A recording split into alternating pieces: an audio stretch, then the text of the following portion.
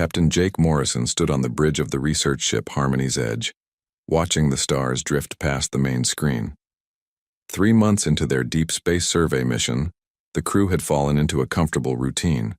They mapped new star systems, collected data on cosmic phenomena, and sent regular reports back to Earth Command. "Captain, I'm getting something strange on the communications array," Lisa Brooks called from her station. The young officer frowned at her screens, adjusting dials and filters. "It's not like anything in our databases."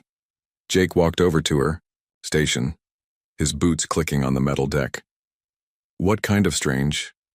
"It's encrypted, but not with any Earth protocols. The signal is weak and breaking up, but there's definitely intelligence behind it." Lisa's fingers danced over her controls.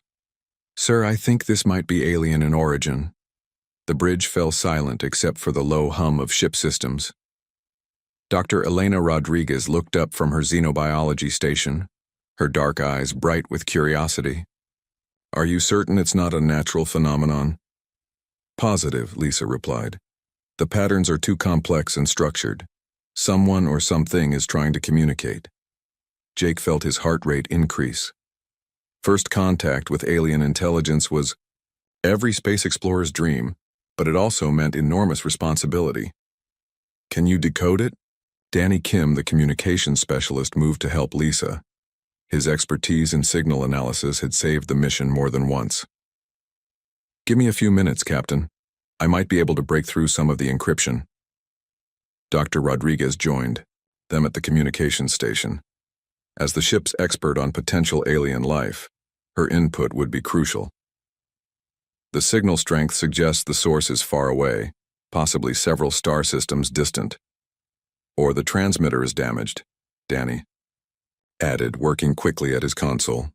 "I'm getting fragments now.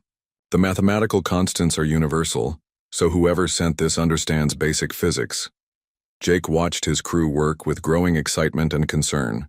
After decades of searching, humanity might finally have proof they were not alone in the universe. But the weak, fragmented nature of the signal worried him. Why would aliens reach out with such a damaged transmission? "I've got something," Danny announced. His face had gone pale. "Captain, you need to hear this." The bridge speakers crackled to life with an alien voice. The words were translated by the computer into English, but the emotion behind them needed no interpretation. Fear, desperation, panic. "This is Ambassador Zethkai of the Kethvar Alliance. Our worlds are dying. 17 species have already fallen to the devouring silence. We are the last. If anyone receives this message, please help us. We have studied your species from afar. You come from what we call a death world. Only beings forged in such chaos might stand against what comes for us." The message repeated, growing weaker with each cycle. Dr. Rodriguez gripped the edge of the console. "Death world? They're talking about Earth?" 17 species, Lisa whispered. "Whatever this devouring silence is, it's already destroyed 17 different alien civilizations." Jake felt the weight of command settle on his shoulders like a lead blanket. His crew looked to him for answers, but he had none. "Danny, can you determine the source of this transmission?" "Working on it, sir." Danny's hands moved rapidly over his instruments. "The signal is coming from the Kepler 442 system. It's about 60 light-years from our current position." Ryan Carter, the chief engineer, looked up from his station. The big man rarely spoke during bridge operations, but when he did, everyone listened. "Captain, our quantum drive could get us there. It would take most of our fuel reserves, though.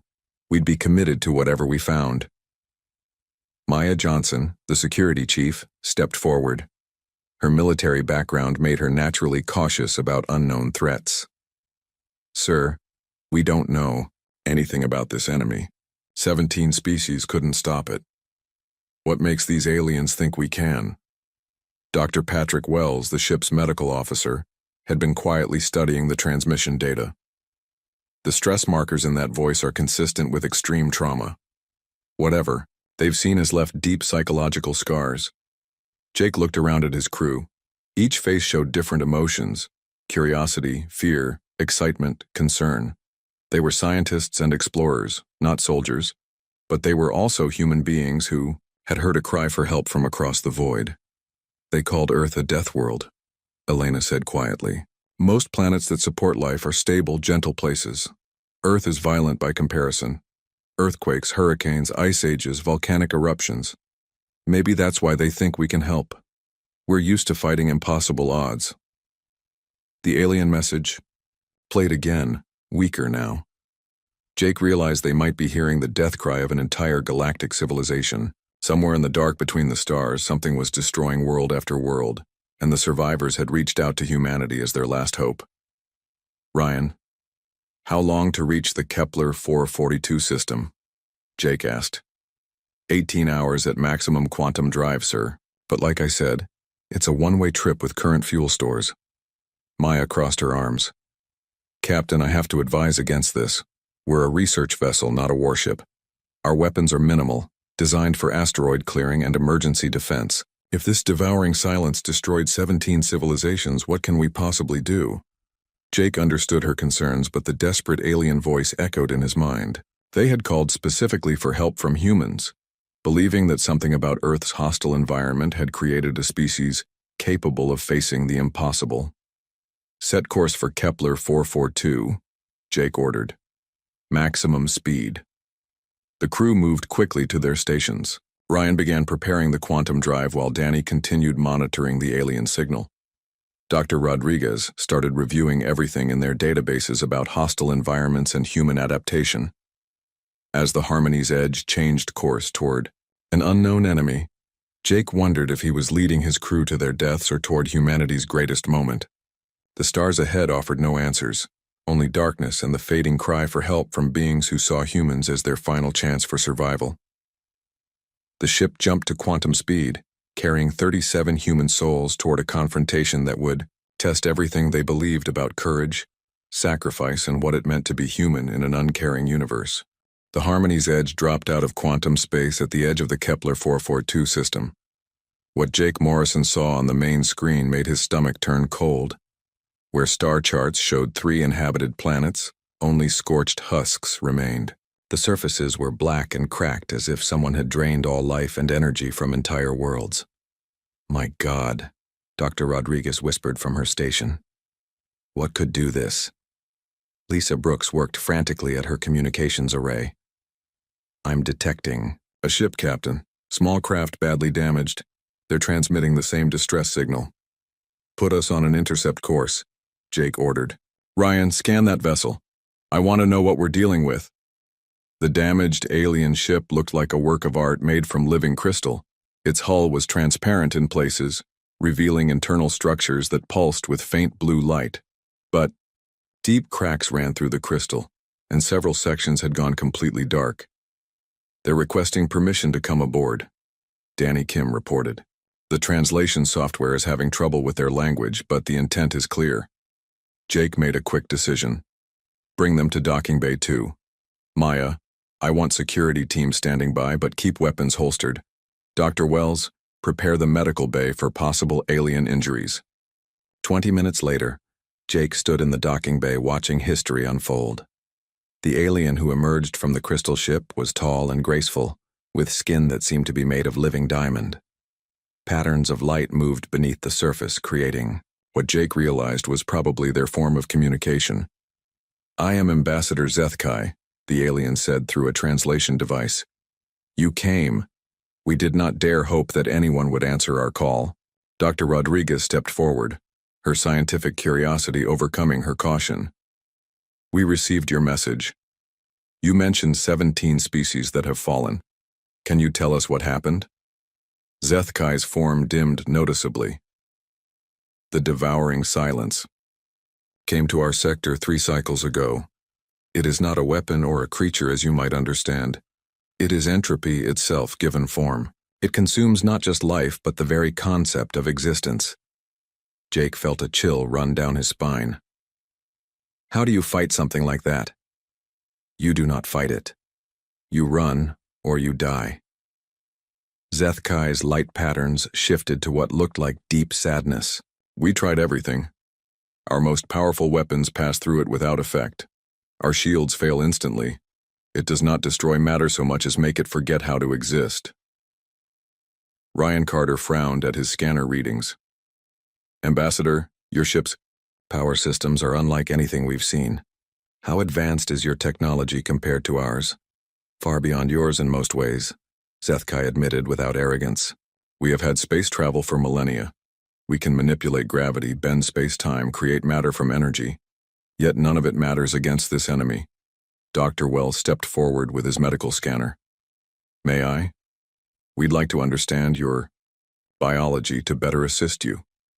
As Dr. Wells ran his scans, Zethkai continued explaining. The devouring silence feeds on complexity and organization. The more advanced a civilization, the more it is drawn to them.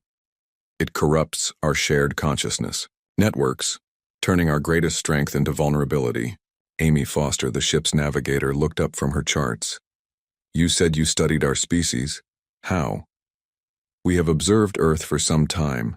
Your world is what we classify as a death world, a planet so hostile that life should not survive, yet it thrives.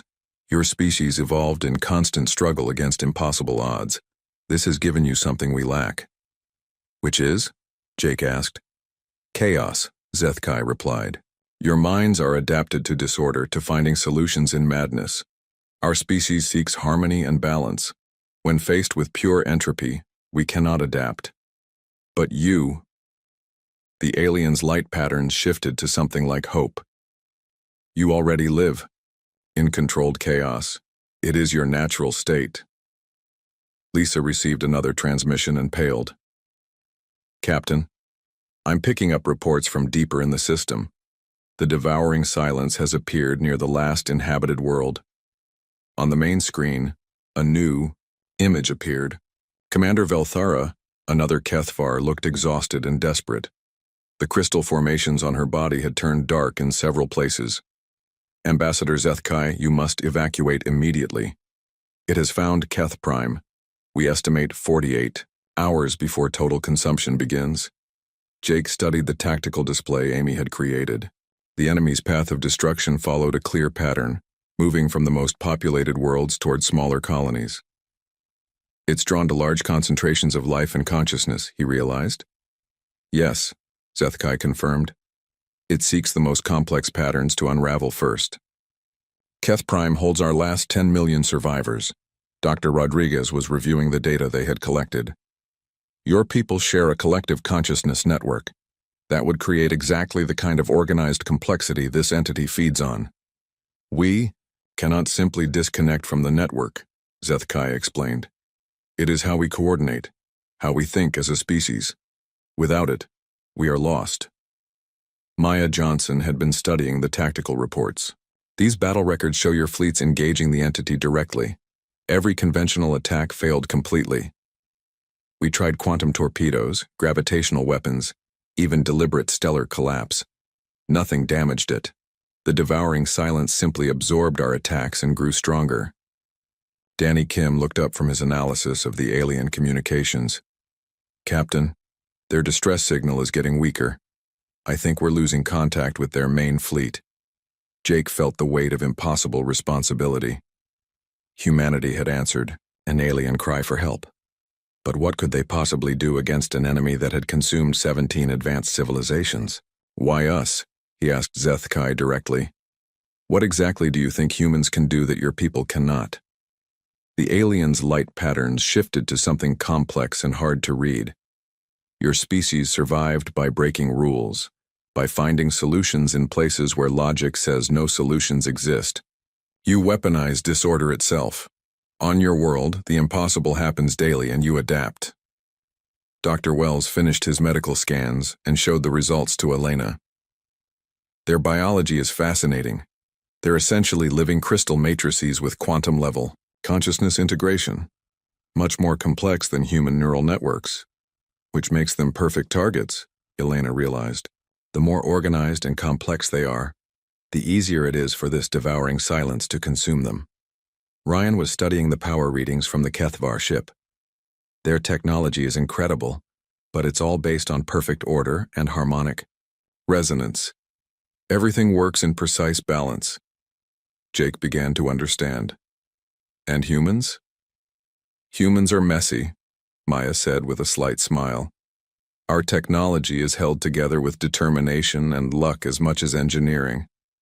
Our minds are chaotic, adaptive, unpredictable. Exactly, Zethkai said, hope growing stronger in the alien's voice. You do not think in straight lines. You find ways around problems instead of trying to power through them. Your entire species is an exercise in controlled chaos. The tactical display updated with new information. The devouring silence was moving. Faster now, drawn by the concentration of survivors on Keth Prime. They had less than 2 days to find a solution that had eluded 17 civilizations. Jake looked around at his crew. They were scientists and explorers, not warriors. But they were human, shaped by a world that had tried to kill them for millions of years. Maybe that was enough. Take us to Keth Prime, he ordered. Best possible speed. As the Harmony's edge accelerated toward the last Kethvar stronghold, Jake wondered if humanity was about to face its greatest test, or if they were simply adding one more species to the devouring silence's list of victims. The Harmony's edge reached Keth Prime just as the first signs of the devouring silence appeared at the system's edge. Long-range sensors showed something that made no sense. A region of space where stars began to flicker and fade, where the background radiation of the universe itself seemed to weaken. It's like reality is being erased, Dr. Rodriguez said, staring at her readings. The fundamental forces that hold matter together are breaking down. Jake stood on the bridge of the massive Kethvar command ship, working alongside Commander Velthara and the survivors of 17 different species. The combined fleet was impressive, hundreds of ships with technology beyond Earth's wildest dreams. Yet Jake could see the fear in every alien face. Show me everything you tried before, Jake requested. Every attack, every defense, every strategy. Commander, Velthara activated a holographic display that filled the command center. Jake watched in fascination as the records played out. Quantum weapons fired at the approaching darkness and simply vanished. Gravitational bombs exploded harmlessly. Even the controlled collapse of an entire star did nothing but feed the entity more organized matter to consume. You see, Velthara's crystalline form pulsed with despair. We threw the power of suns at this thing. Nothing worked. Danny Kim was studying the sensor data from his portable console. Captain, look at this. Every time they used a more powerful, more organized weapon, the devouring silence got stronger. It's like it feeds on order itself. Dr. Rodriguez joined the analysis. Their technology is based on perfect mathematical harmony. Every system works in precise balance with every other system. It's beautiful, but it's exactly what this thing eats, Ryan Carter finished. The engineer was examining the Kethvar power systems with obvious admiration and growing understanding. Captain, what if we're thinking about this wrong? Jake turned to his chief engineer. Explain. They keep trying to fight order with more order, perfect weapons against perfect destruction. But what if the answer isn't more power, but less control? Ambassador Zethkai joined their discussion, hope flickering in the aliens' light patterns. What do you mean by less control? Ryan grinned, the expression looking strange in the crystal chamber. On Earth, when we can't solve a problem with engineering, we blow it up and rebuild it. When our computers crash, we turn them off and on again. When our ships break, we fix them with spare parts that don't quite match. Maya Johnson was reviewing the tactical reports. Every defense these civilizations mounted was perfectly coordinated. Fleets moving in precise formations, weapons firing in calculated patterns. Humans don't fight like that, Jake realized. We're messy, we improvise. We break things that should work and somehow make them work anyway. Dr. Wells looked up from his medical analysis of the various alien species. All of these civilizations evolved on stable worlds with predictable environments. They developed technology based on harmony and balance because that's what their worlds taught them. Earth taught us the opposite, Lisa added from her communications station. Our planet tried to kill us with ice ages, volcanoes, earthquakes, storms. We learned to survive chaos, not avoid it. Zethkai's entire form brightened with understanding. You wish to fight entropy with entropy, order with disorder. Not exactly, Jake said, his mind racing. We want to fight perfect order with controlled chaos. Ryan, can we modify our quantum drive to create instabilities instead of stable faster-than-light travel? The engineer's eyes lit up. You want to weaponize our own drive malfunction? Captain, that's completely insane. Insane enough to work? Ryan considered this seriously. Maybe.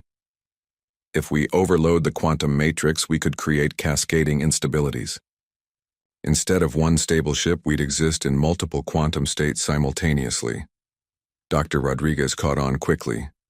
The devouring silence processes organized matter by imposing perfect order on it. But if we're existing in multiple chaotic states at once, it wouldn't know which version of us to process. Danny finished. Like trying to solve an equation with 17 different variables. Commander Velthara looked confused. This strategy would destroy your ship. How is that victory? It might not destroy us, Amy Foster said, studying her navigation charts.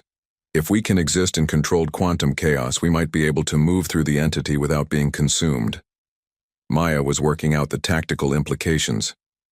If we can confuse it long enough, we might be able to disrupt its ability to consume the planet. Dr. Wells had been quietly thinking about the biological aspects. Captain, there's something else. The Kethvar share collective consciousness through quantum entanglement. But human brains evolved to be individually chaotic. What if we could broadcast our neural patterns? Elaborate, Jake ordered. Every human brain is adapted to process chaotic input from Earth's hostile environment. Our thought patterns are naturally disordered compared to species that evolved. On peaceful worlds, if we could amplify and transmit those patterns, Sethkai suddenly pulsed with excitement. It would create cognitive interference. The devouring silence processes consciousness by imposing order on thought itself. Chaotic human neural patterns might actually confuse it.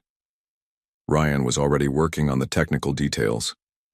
I can modify our communication array to broadcast brainwave patterns. And if we link that to the quantum drive instabilities, we become a chaos generator, Jake realized. Not trying to fight the entity with conventional weapons, but by being so completely disordered that it can't process us. The alien commanders looked at each other with expressions that needed no translation. They thought the humans had lost their minds. This plan will almost certainly kill you, Commander Velthara pointed out. You're talking about deliberately destabilizing your own existence. We're from a death world, Maya said simply. We've been destabilizing our own existence since we climbed down from the trees. Dr. Rodriguez was running calculations on her tablet. If we position ourselves directly in the entity's path and create maximum quantum chaos, it should buy you time to evacuate your people. How much time? Sethkai asked. Unknown, Jake admitted. This is completely theoretical. We're basically going to exist in multiple dimensions at once, and hope our chaotic human brains can confuse a cosmic force. Of entropy, Amy looked up from her navigation console. Captain, long-range sensors show the devouring silence will reach the planet in 18 hours. If we're going to try this, we need to position ourselves soon. Jake looked around at his crew. They all knew this was likely a suicide mission. But they also knew that 10 million innocent beings were counting on them to find a solution that 17 civilizations couldn't discover. Ryan, how long do you need to modify our systems? 6 hours to reconfigure the quantum drive and communication array. Maybe less if I skip safety protocols. Skip them, Jake ordered. Lisa, send a message to Earth Command. Tell them what we found here and what we're attempting. What should I tell them about our chances of survival? Lisa asked. Jake smiled grimly. Tell them we're human. We specialize in surviving things that should be impossible. As the Harmony's Edge separated from the alien fleet and began moving toward the approaching darkness, Jake wondered if they were about to prove that chaos could triumph over entropy, or if they were simply about to become the 18th species to fall to the devouring silence. Either way, they were going to face it as humans, messy, chaotic, and too stubborn to give up without a fight. The devouring silence entered the Keth Prime system like a wound in reality itself. Jake Morrison watched from the bridge as stars began to fade, and the fabric of space-time started unraveling. The entity was massive beyond comprehension, Not a ship or creature, but a region where existence simply stopped making sense. Quantum drive modifications complete, Ryan Carter reported from engineering. Sweat covered his face despite the cool air. Captain, I can't stress enough how dangerous this is. We're about to turn our ship into a controlled quantum disaster. Neural pattern amplifiers are online, Dr. Rodriguez added. She had connected herself and 5 other crew members to the ship's communication array.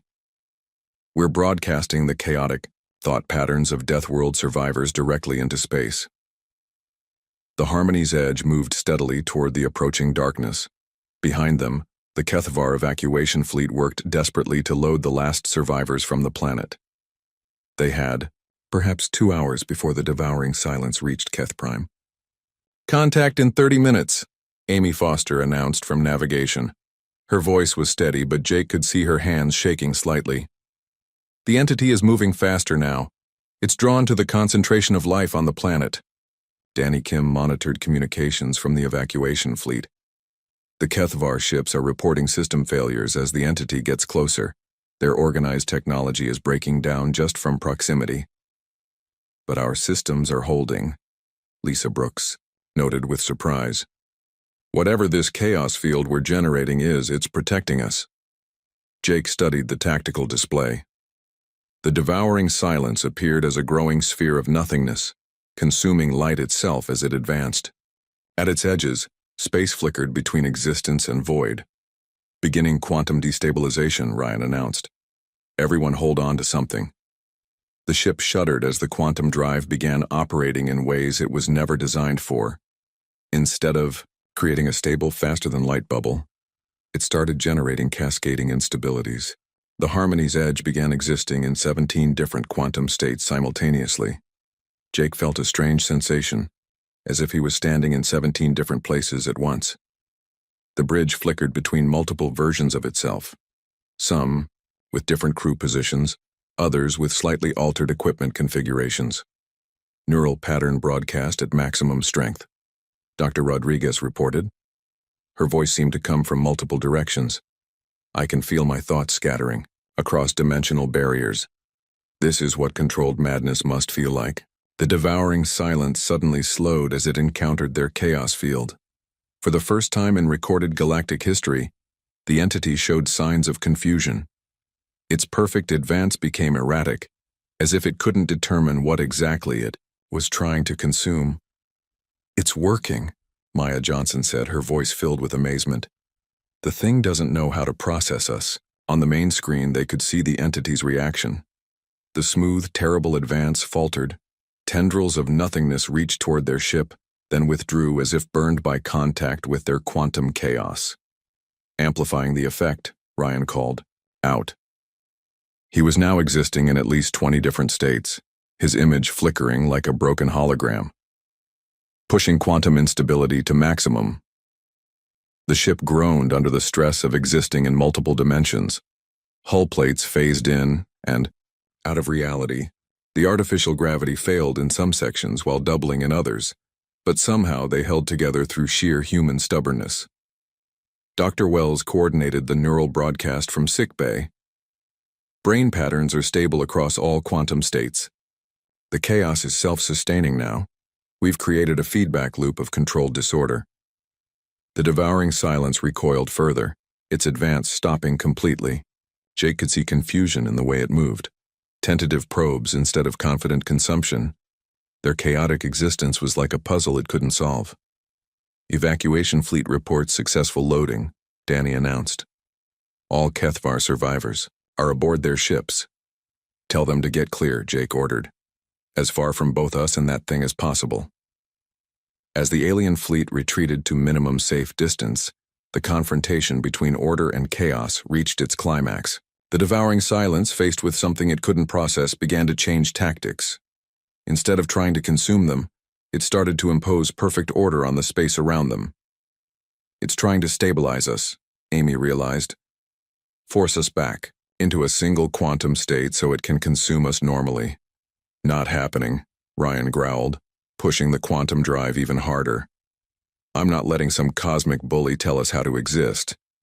The battle became a contest between the entity's need for order and humanity's comfort with chaos.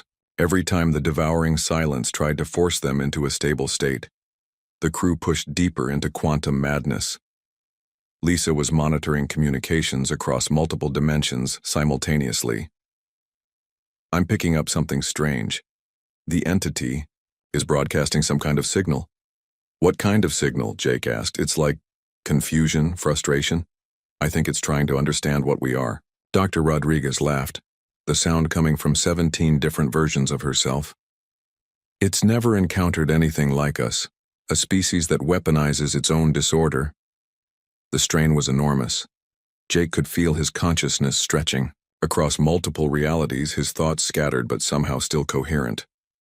Around him, his crew held the chaos together through pure determination. "Hull breaches on decks 3 through 7, Maya reported. "But they're healing themselves as we shift between quantum states. We're too chaotic to break." The devouring silence made one final attempt to process them, sending a massive wave of ordering force directly at their ship. But instead of stabilizing them, it encountered something it had never faced before: beings who thrived in chaos, who turned disaster into strength. The wave of perfect order hit their field of controlled chaos and shattered. For a moment, the entity itself flickered, its perfect existence disrupted by contact with their deliberate madness. "It's retreating," Amy called out in disbelief. "The thing is actually pulling back." Jake watched in amazement as the devouring silence began to withdraw from the system.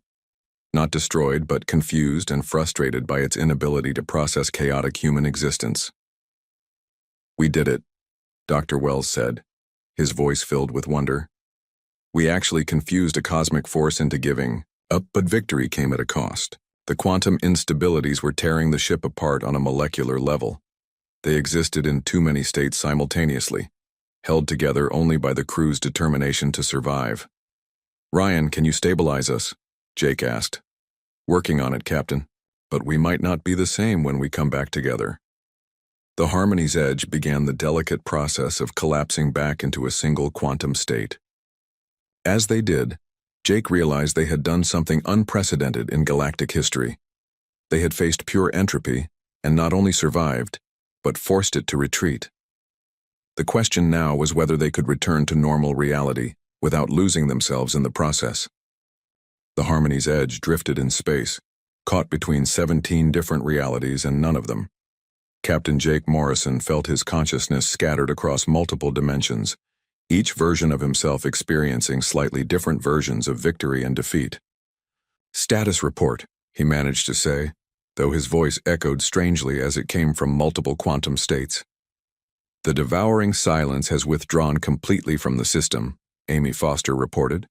Her navigation console flickered between different configurations as reality tried to decide which version was real.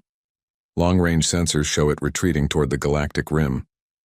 Dr. Rodriguez worked frantically at her science station, existing in at least 12 different states simultaneously. "The chaos field we created is self-sustaining. It's formed a permanent barrier around this entire star system. The entity can't return here." Ryan Carter's voice came from engineering, strained but determined. "Captain, the quantum drive is locked in cascade failure. We're stuck between dimensions unless I can find a way to collapse us back to a single state." Jake felt the ship shuddering around them. They were heroes who had saved an entire species, but they might not survive their own victory. The quantum instabilities that had confused the devouring silence were now threatening to tear them apart completely. "There has to be a solution," Maya Johnson said from security. She was checking systems that existed in some realities but not others. "We didn't come this far to be destroyed by our own success." Ambassador Zethkai's voice came through the communication system. "The Kethvar had maintained contact despite the quantum interference. Human vessels, your sacrifice has saved 10 million lives. We are forever in your debt." "We're not dead yet," Danny Kim replied, working to maintain communications across multiple dimensions. "Though I have to admit, existing in 17 places at once is giving me a headache." Dr. Rodriguez made a discovery that changed everything. "Wait, the quantum field isn't just random chaos. It's organizing itself into patterns. Human patterns. What do you mean? Jake asked. Our neural activity is imposing structure on the chaos. We're not just scattered randomly across dimensions. We're creating order within disorder, pattern within madness. Dr. Wells looked up from his medical station, where he was monitoring crew vital signs across multiple realities. She's right. Our life signs are synchronizing across quantum states. We're becoming something new. Amy suddenly understood. We're not stuck between realities. We're creating our own reality, one that includes controlled chaos as a fundamental force. The revelation came just as the Kethvar evacuation fleet approached their position. But something unexpected happened. Instead of being disrupted by the chaos field, the alien ships began to stabilize within it. Ambassador Zethkai, what's happening to your fleet? Lisa asked. We are choosing to join you, came the reply. Our species has decided that survival requires adaptation. We are linking our collective consciousness to your chaos patterns. Commander Velthara's voice joined the conversation. We have studied your quantum signature. You have created something unprecedented. Organized chaos, structured disorder. It is beautiful and terrible. Jake felt the change beginning. The Kethvar collective consciousness was merging with human chaotic thought patterns, creating a hybrid existence that could survive in both order and chaos. The quantum instabilities are stabilizing, Ryan reported with amazement. The alien consciousness is helping us organize our chaos without losing its essential nature. Dr. Rodriguez watched her instruments in wonder. We're not collapsing back to a single state. We're becoming something that can exist in multiple states simultaneously while remaining coherent. The transformation was unlike anything in galactic history. Human chaos and Kethvar harmony combined to create beings capable of existing at the intersection of order and entropy. They were no longer purely human or purely alien, but something new. Hull integrity restored across all quantum states, Maya announced. We're stable, but we're definitely not the same ship we were. Jake looked around the bridge and saw his crew with new eyes. They were still recognizably human, but they could perceive and interact with multiple dimensions simultaneously. The Kethvar crew members who had joined them showed similar changes, their crystal forms now capable of chaotic as well as harmonic patterns. What have we become? Dr. Wells asked, monitoring the biological changes in both species. Something necessary, Ambassador Zethkai replied. The aliens' light patterns now included chaotic elements that would have been impossible before. You have given us the ability to survive in a universe that includes forces like the devouring silence. Amy checked their position and made a startling discovery. Captain, we're not just stable. We can navigate quantum chaos like normal space. We could travel anywhere in the galaxy, even to places where reality becomes unstable. Danny was monitoring communications from across the galaxy. Sir, word of what happened here is spreading. Other species are sending distress calls. They want to know if the humans can help them against threats they can't handle. Jake realized the full implications of their transformation. They had become something unique in the galaxy, beings capable of surviving and fighting in conditions that would destroy any other form of life. Send a message to Earth Command, he ordered Lisa. Tell them we succeeded, but we're no longer entirely human. We've become something that can protect the galaxy against threats like the devouring silence. What should I tell them about our mission status? Lisa asked. Jake looked out at the stars, seeing them now across multiple dimensions simultaneously.